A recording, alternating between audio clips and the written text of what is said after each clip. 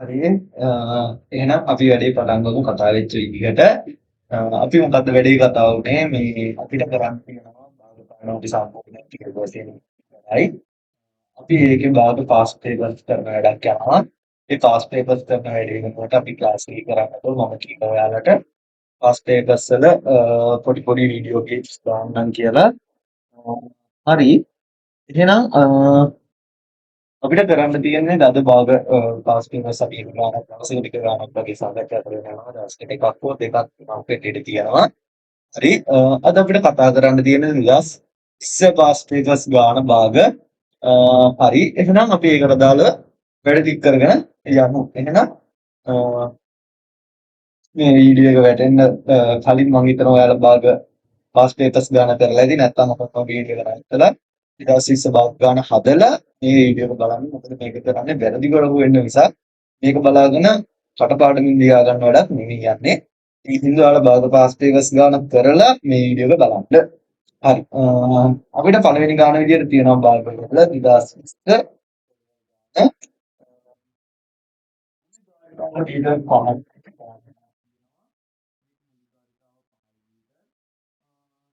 කියන ප්‍රශ්නේ එකෙන් ගන්නවලු 10න් ප්‍රමාණයක් 10න් ප්‍රමාණයක් ගන්නවලු සංග්‍රහ කටයුතු වලට අපේද පළවෙනි ප්‍රශ්නේ අහන්නේ සංග්‍රහ කටයුතු කරුණහම සංග්‍රහ කටයුතු වලට 10න් 3ක් අයින් කරාට පස්සේ මේ වාජනීය ඉතිරිලා තියෙන මුළු ප්‍රමාණය වාජනීය දවල්ට කවදාද කියලා. අපිට මේක හොයන්න තියෙන්නේ මේක 10න් 3 යන හින්දා සලකලා බලමු මේක මුළු ප්‍රමාණය කියන්නේ 10න් 10යි කියලා. සංග්‍රහ කටයුතු වලට ගත්තේ 10න් තමයි. එහෙනම් අපිට වාජනීය ඉතිරිලා තියෙන ප්‍රමාණය 10න් 7ක් කියලා. අපිට මේක හදනකොට එක ලකුණක් දීලා තියෙනවා භාග ගානේ. හරි ඊට පස්සේ තියෙනවා වාජනයේ ඉතිරිව තිබූ පැණිබීම ප්‍රමාණයෙන් හරි වාජනයේ ඉතිරිව තිබූ පැණිබීම ප්‍රමාණය මොකක්ද?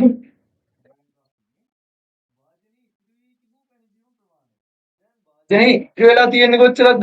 අපි 10න් 7ක් සංග්‍රහ කටයුතු වලට ගත්තා. ඉතින් ඉතිරි වෙලා තියෙන්නේ කීයද? 10න් 7ක්. මේ 10න් 7 කියන්නේ මොකද්ද? ඉතිරිද?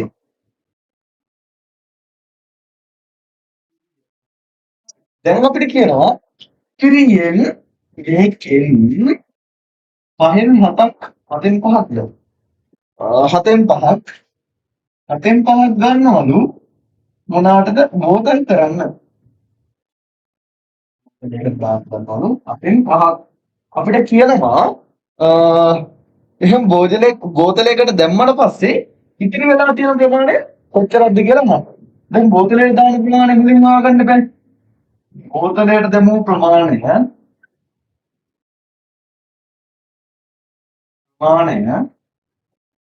මුළු ප්‍රමාණයෙන් කොච්චරද කියලා අපි හොයන්න ඕනේ.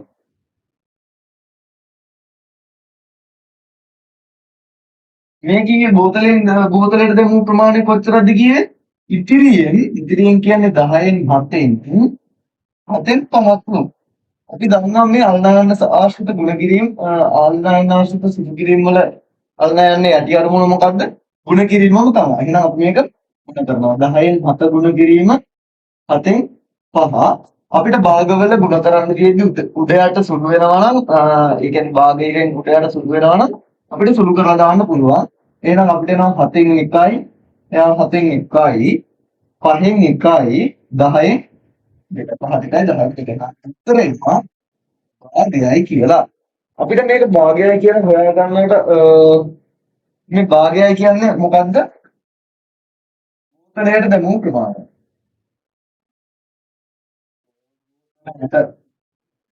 බෝතලයට දැමූ ප්‍රමාණය. දැන් අපිට අහන්නේ මොකද්ද? මේ සංග්‍රහ කටයුතු වලට බෝතලයටයි දැම්මට පස්සේ ඉතුරු ප්‍රමාණය තමයි අපෙන් අහන්නේ. අපි බලමු සංග්‍රහ කටයුතු වලට අපි කීයක්ද ගත්තේ? 10න් 3ක්. ඊට පස්සේ බෝතල් කරන්න ගත්තේ 2න් 1ක්. නම් අපිට උත්තරය එතන භාග එකතු කිරීමක් තියෙන භාග එකතු කරද්දී හරයන් සමාන වෙන්න ඕනේ. එහෙනම් මෙයා 5න් ගුණ කරනවා මෙයා 5න් ගුණ කරනවා. එහෙනම් අපි දෙනවා පොඩි හරය 10යි කියලා. මෙතන 3යි මෙතන 5යි. අපිට උත්තර වෙනවා 10යි 8යි කියලා. මේ 10න් 8 කියන්නේ මොකද්ද? 10න් 8 කීවේ අපේ සංග්‍රහ කටයුතු වලටයි බෝතලයටයි දැම්ම ඔක්කොම ප්‍රමාණය. අපෙන් අහන්නේ 10න් 8ද ඒ ප්‍රමාණයද? නෑ. අපෙන් අහන්නේ ඉතිරි ප්‍රමාණය. එහෙනම් ඉතිරි ප්‍රමාණය හොයන්න මොකද කරන්නේ? 10න් 10 මම මේක කන්ටිනියු කරලා උන්නේ යන්න. මෙතන හොයමු ස්ක්‍රීන් 10න් 10 10න් 8ක් අඩු කරපුවම අපිට ලස්සනට එනවා 10න් 2යි කියලා. ඔව් මේක වෙන විදිහකට ලියන්න පුළුවන් 5න් 1යි කියලා. මට මම හිතනවා මෙතන පේනවා ඇති කියලා. මේක තමයි දෙවෙනි එකට උත්තරේ. මොකද්ද? සංග්‍රහ කටයුතු වලටයි බෝතලයටයි දැම්මට පස්සේ ඉදිරි ප්‍රමාණය තමයි අපෙන් අහලා තිබ්බේ. හරි. මේ කොටසට අපිට හම්බෙලා තියෙනවා මේ කොටසට හම්බෙලා තියෙනවා ලකුණක්. ඊට පස්සේ අය මේ කැලලට ලකුණු දෙකක් දීලා තියෙනවා. එක තමයි දීලා තියෙනවා. ඔය විදිහට තමයි ගෙවින් ගන්න ලකුණු හතරක් දීලා තියෙනවා. එහෙනම් අපි යමු තුන්වෙනි ගානට පොඩි ගානට කරමු අන්තිම දුක කතා ගන්න.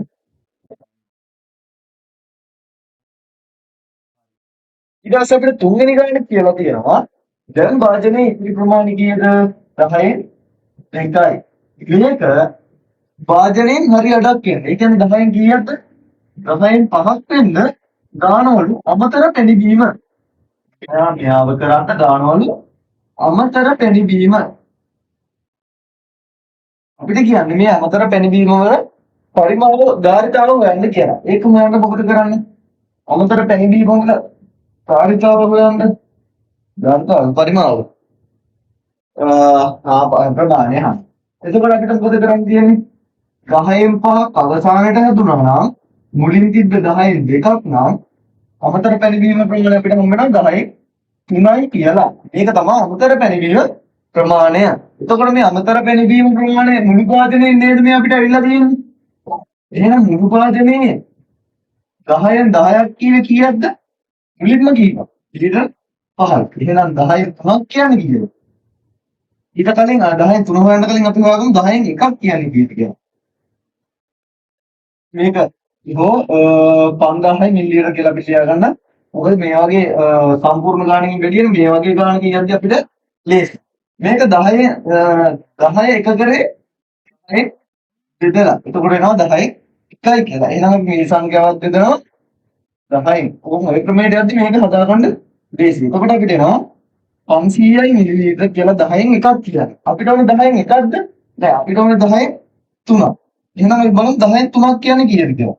එහෙනම් මෙයාව ගුණ කරන්න ඕනේ කියන්නේ 3. මොකද 1 3 කරේ ගුණ කරලා උනේ. ඉතින් අපිට එන උත්තරේ 500යි මිලිලීටර. ඔයාලා දැන් උත්තරේ හරි කියලා දෙයිතන්නේ.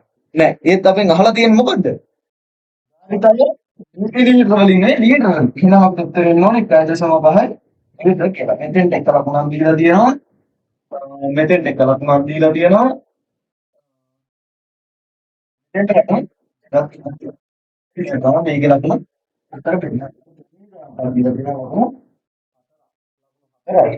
අපෙන්ට හතරයි. උදේට ලකුණු දෙකක් දීලා තියෙනවා. මට මතකයි එක ලකුණයි කියලා. ඒකට ලකුණු දෙකක් දීලා තියෙනවා. හරි. ඔය විදිහට බලනකොට භාග ගාන ගලන් ගිය 2020 භාග ගාන මම හිතනවා ඔයාලට හොඳට තේරෙන්න ඇති කියලා. අපි මේ වගේ 2021 22 23 24ක් හදනවා 19ක් හදන්න බලාපොරොත්තු වෙනවා 25ට නම් තාම ඔයිට හම්බෙලා නැහැ. හරි කමන්නේ අපි බලමු මේ විදිහට පාස් පේපර්ස් ඔක්කොම හදාගෙන යනවා. දැනට අපි 2020 ගාන හදලා තියෙන්නේ. ඔයාලා මේක බලලා දර්ජ අඩුපාඩු හදා ගන්න. එහෙනම් හැමෝටම ජය වේවා.